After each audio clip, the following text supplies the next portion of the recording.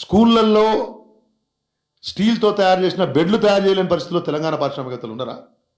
Residential హాస్టల్స్లో పరుపులు మెత్తలు కూడా ఇవ్వలేనంత అధ్వాన పరిస్థితుల్లో తెలంగాణకు సంబంధించినటువంటి బిజినెస్ మ్యాన్ ఉన్నారా?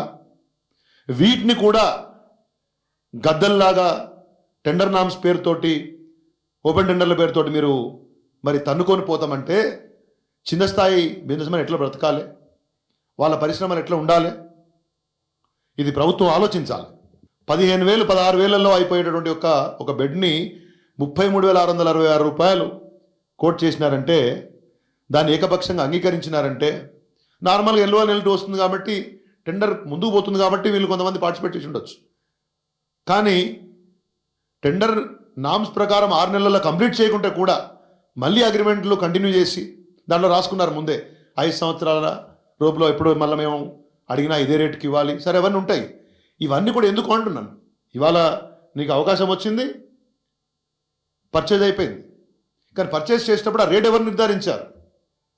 చాలా సంస్థలు ఉన్నాయి ఇవాళ తెలంగాణ రాష్ట్ర ప్రభుత్వంలోనే. డైరెక్టర్ ఆఫ్ స్కూల్ ఎడ్యుకేషన్ కానీ లేకపోతే సమగ్ర శిక్ష వాళ్ళు డైరెక్టర్ టెండర్లు పిలవాల్సిన అవసరం లేదు.